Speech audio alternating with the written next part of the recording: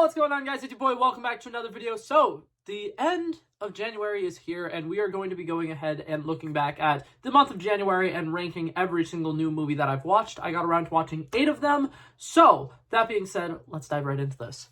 Okay, so obviously, I always like to start off with some movies that I potentially missed. So, there aren't a lot that I missed this month. I'm pretty sure the only really big ones are, if you like the DC animated universe, and I'm literally currently wearing a DC shirt, there was a Crisis on Infinite Earths Part 1 that came out. I have not gone around to seeing that one yet. And then there was a space station movie about, like, countries that went to war together or whatever, and then their astronauts in outer space are sent to, like, kill each other or something like that. I haven't gotten around to watching it. The concept sounds great. It's called ISS, and that's another one that I haven't seen. But other than that, I think I got all the main ones. So, let's dive into this.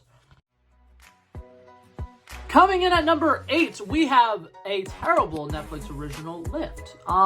I am a huge fan of heist films. I think that heist films might be one of my favorite genres of movies ever. I think that it is almost impossible to make a heist film that isn't funny, that isn't action-packed, that isn't a great movie. And somehow, this is one of the most boring movies I've ever seen. The comedy in it is absolutely terrible. There's a lot of really bad gags that I feel like just don't work at all. The majority of the characters aren't very likable. And there's so many just like super basic tropes where it's like, oh, this person who works for the government is actually a bad guy. Oh my god, that's crazy. There's a bunch of random plot twists in here that either never get addressed, or when they do get addressed, they just brush right past it. And it really bothers me because it's like, how are you going to establish storylines that you yourself, you're not even going to address? It makes it really hard to watch a movie and care for a movie when the people who wrote and created this movie also did not care about these certain plot points and stuff like that.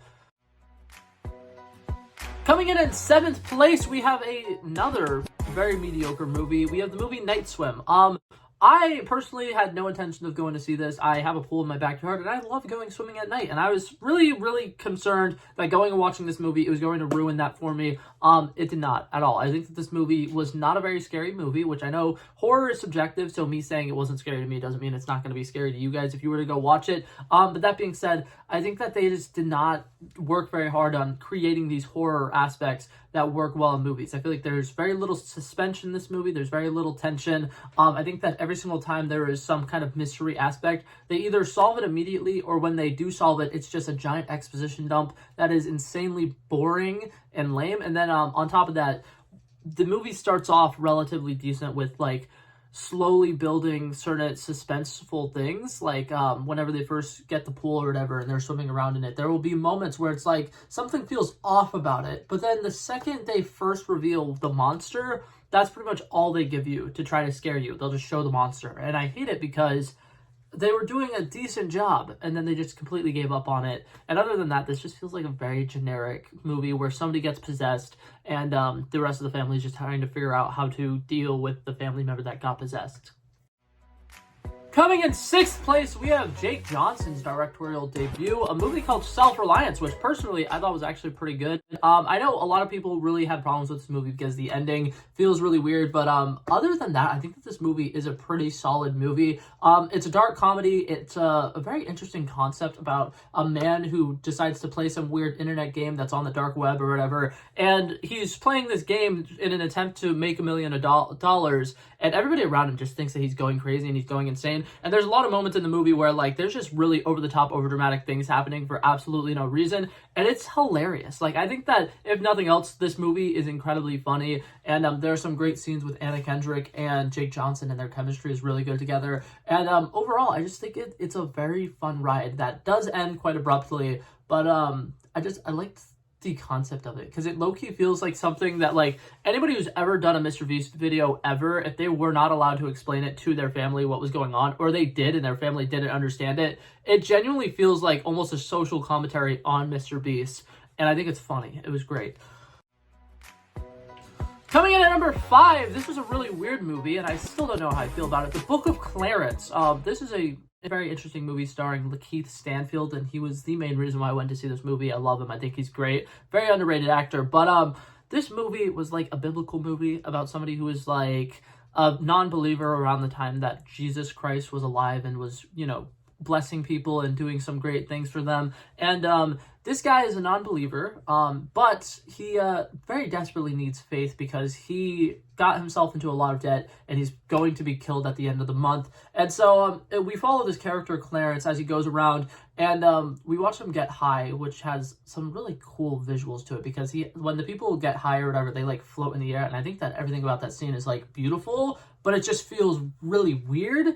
And then what's it called? He decides to become the Messiah, and starts telling people that he's Jesus, and he goes around and he saves a bunch of people's lives and takes people back from the dead and stuff like that. And it is so interesting and weird. It's an incredibly fun movie, and there's a lot of moments that are really funny, and then it ends with like a super serious and dark crucifixion sequence.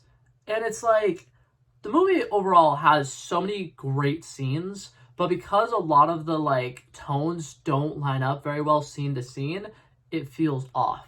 But I liked it, and I thought it was pretty good.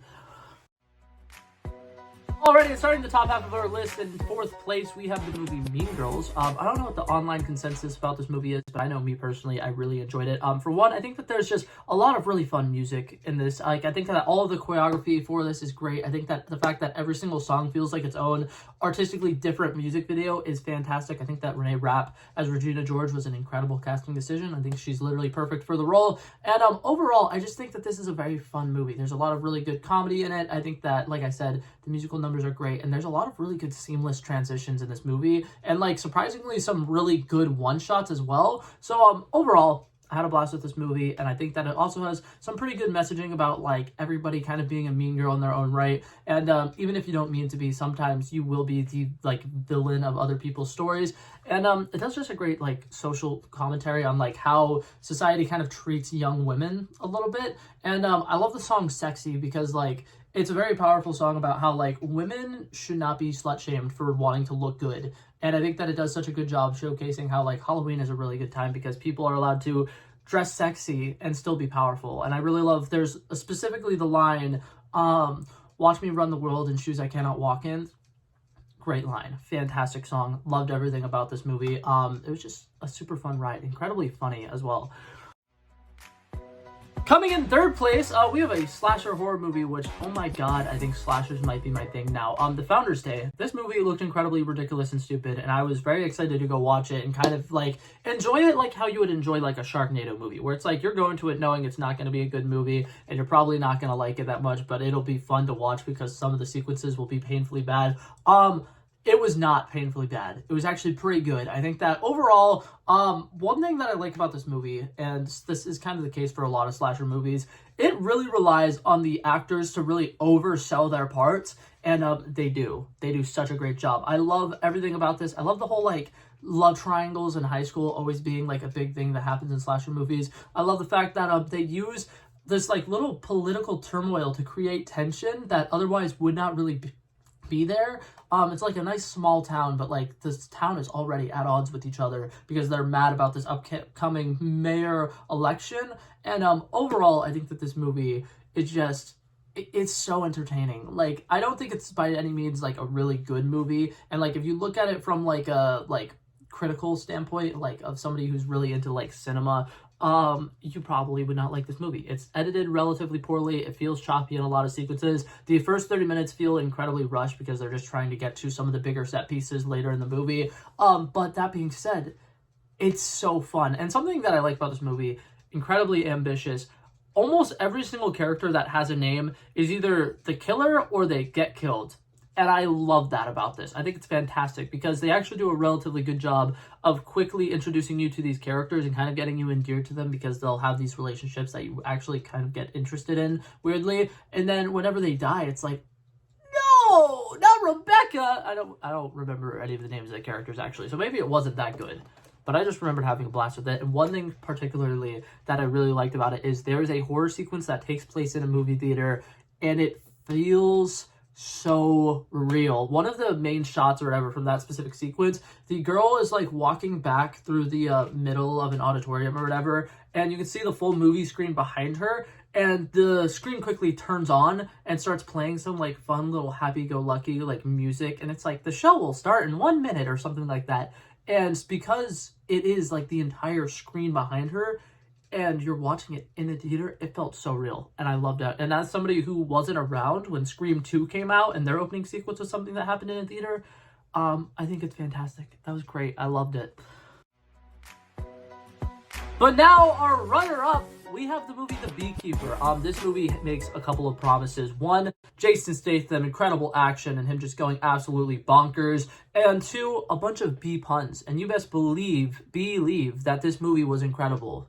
You see what I did there? I love this movie. I definitely heard quite a bit of buzz around this movie when I first saw the trailers and commercials for it. And whenever like the first day it came out or whatever, there was a couple of people posting their out of theater reactions to it, and a lot of people were saying, "Yo, this movie is for real. It's pretty good. You're gonna enjoy it." And I was like, "Okay." I went. I saw it. The action is on par, in my opinion, with the original John Wick movie. And I think that the world building in it was also really interesting. I like the fact that the Beekeeper organization is so top secret that not even the highest members up on the CIA know about it. Very interesting. One of the villains literally says to be or not to be in it. Like, they knew that this wasn't a movie that needs to be taken very seriously. And I think that really played to its strengths a lot. I really enjoyed this movie. Alrighty, but now coming in at number 1, this one is literally Oscar nominated, so I feel like I probably would have gotten some weird, looks if I didn't have it at number 1. But The Society of the Snow is an incredibly touching movie. There's a lot of incredibly emotional sequences in here. There is a lot of scenes that are very hard to watch, and I think it is by far one of the best survival films I've ever seen. An entire group of people who work together as a team on a sports field get into a deadly plane accident and have to kind of become a team again and create this new society where there's some people who are doctors, even though they only know a little bit of stuff about medicals from their classes they were taking, and some people having to be the hunters who go out and salvage food from the carcasses of their dead friends. It's an incredibly emotional movie. There's a lot of talks about faith and like the great beyond and stuff like that are incredibly emotional. And overall, I just think that this movie is insanely touching. It is insanely gut-wrenching, and it really does a good job of showing how important the people who died were to the survival of the people who did survive, because there's multiple moments, like, for one, the main character who we are focusing on at the beginning of the movie, the person who's giving the narration, is somebody who passes away, and the scene where they pass away is incredibly emotional, and it's a little scary because up to that point, you are kind of in this, like, feeling of, like, okay, everything is going to be okay. He's narrating this guy is going to be okay. He's going to make it out alive. And whenever he gets really sick and, like, he starts to not be okay, you kind of have this feeling of, like, oh, okay, everything's going to be okay because he's narrating. They have to get found soon. And then when he dies, it's like you kind of feel hopeless in a sense, like as hopeless as they've been feeling the entire movie. And I think that was incredible. And then there's also a sequence where a husband is talking about how he lost his wife and how in that moment he hugged her with everything that he had left in him, and he felt some form of presence giving him a giant hug back, and it made him feel the most love he's ever felt in his life, and it gave him a purpose to keep pushing and to keep striving so that when he got back home he could give those warm hugs to his kids who are now going to be missing their mother. And it's an incredibly emotional film. If you have not seen it, it's on Netflix. I definitely recommend going to watch it.